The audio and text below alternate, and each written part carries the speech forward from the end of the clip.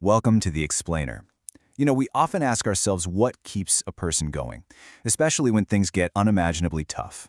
Well, today, we're diving deep into that very question with Viktor Frankl's masterpiece, Man's Search for Meaning. And we're going to uncover his discovery of the one thing that can never be taken from us. So let's jump right in with a pretty startling question, one that psychiatrist Viktor Frankl would actually ask his patients. Why do you not commit suicide? Now, I know that sounds incredibly blunt, right? But he wasn't trying to be morbid. He was looking for something, anything, those slender threads of a broken life. Maybe it was love for a child, a talent they hadn't used yet, or even just a memory worth holding on to. He believed you could take those threads and weave them back into a real pattern of meaning. And this whole idea leads us to Frankl's big, and I mean revolutionary idea. You have to remember, back then, psychology was all about Freud and pleasure, or Adler and the drive for power.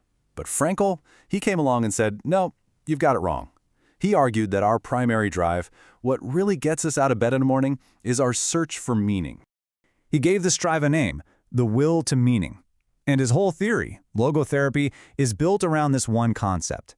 Now, here's the thing. He developed this idea as a psychiatrist in his office, but it was his own horrifying experience in the Nazi concentration camps that would become its ultimate and most brutal test. So now we go to Auschwitz, where Frankl's theory was about to be tested in the most extreme way imaginable. He noticed that the very first psychological phase for a new prisoner was just this profound, disorienting shock. I mean, can you even imagine? You're herded off a train, and in a blink, your entire world just vanishes.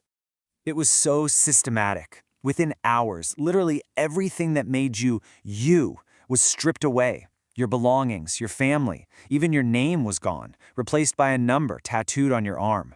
You were reduced to what Frankl called naked existence. Just nothing. Frankl himself, in this moment of just naive hope, tried to save the one thing he felt he had left, the manuscript of his life's work. He actually went up to a prisoner who'd been there a while, and he explained, this paper, this is my entire professional purpose, I have to keep it. The response he got was just a single, brutal word. A word that pretty much summed up the entire vocabulary of the camp. Shit. And in that one instant, any shred of illusion he had about his former life was just obliterated. He got it. Everything he was, everything he'd ever worked for, it was all gone. So, what happens after that initial shock wears off? Well, something else takes its place. Frankl saw prisoners enter a second phase, apathy. And this wasn't some kind of weakness. He saw it as a necessary emotional death, almost like a protective shell that helped numb them to the constant, daily horrors. And it's right here, in this state of apathy, that Frankl discovered something incredible, a really profound paradox. While his external world was this inescapable prison of hunger, cold, and brutality, he realized he could build an internal refuge, a place no guard could ever touch.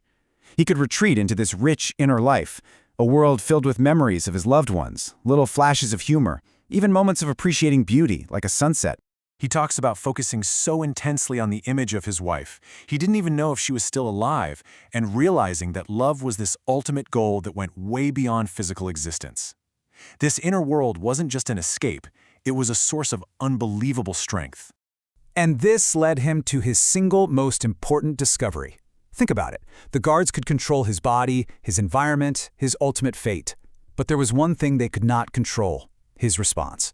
That inner freedom, the power to choose your own attitude, that, he said, was the last of the human freedoms, and it could never, ever be taken away. Okay, so this inner freedom, this is where things get really deep, because this is what allows for something truly profound to happen. It gives you the ability to find meaning, not in spite of your suffering, but because of it. It's a total shift in perspective that turns a meaningless horror into a real opportunity for, inner achievement. Frankl was always quoting the philosopher Nietzsche, who said, "He who has a why to live can bear with almost any how." And Frankl saw this play out right in front of him. The prisoners who had a why, a powerful reason to live, whether it was to see their child again or finish some great work, they had a much, much greater chance of surviving the unbelievable how of the camps. And this is such a crucial point. For Frankl, suffering itself isn't really the problem. He believed that suffering stops being suffering the very moment it finds a meaning, like, say, the meaning of a sacrifice. The way a person chooses to bear that impossible burden, that becomes a genuine personal achievement. So, The big question is, how do we actually find this meaning? Well, Frankl lays out three main paths. The first two are pretty active, creating something important or doing a good deed, or by experiencing something beautiful or loving someone. But it's the third path that's so powerful. It's the one that's available even when everything else is gone. When you're faced with a situation you absolutely cannot change, your meaning is found in the attitude you take towards it. All right, so let's bring this back to us. How does this incredible insight, forged in one of the darkest places in human history, apply to our lives today? I mean, most of us are lucky enough to be free from that kind of suffering, but as Frankl pointed out, our lives can still feel, well, pretty empty sometimes, can't they? Frankl had a name for this feeling, the existential vacuum. He actually saw it as the primary sickness of the modern world. He believed it was the root cause for so much of the depression, aggression, and addiction we see all around us. It's that nagging feeling that even when you have everything you're supposed to want, something absolutely crucial is missing. And this emptiness, it drives us to try and fill that void with, well, anything. Frankl even identified what he called Sunday neurosis. You know that feeling of depression that hits when the week's busyness finally stops and you're just left alone with your own lack of purpose? Yeah, that. So we try to compensate. We chase power through money, or we chase pleasure through fleeting experiences, or we just conform. We do what everyone else is doing, hoping maybe we can borrow some of their purpose. But in the end, they're all just distractions, and they don't work. So what's the answer? How do you fill this existential vacuum? Well, Frankl offers this beautiful, kind of paradoxical advice. He says, don't aim at success. It's brilliant, really.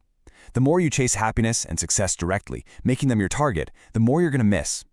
Instead, he says dedicate yourself to a cause that's bigger than you are, or to another person. And then success and happiness, they'll find you. They'll just happen. Not because you chase them, but as a byproduct of living a meaningful life. And that brings us right back to the central challenge of Frankl's entire life's work, a question for every single one of us. It's time to find your why, the purpose that will give you the strength to bear almost any how. So what's yours?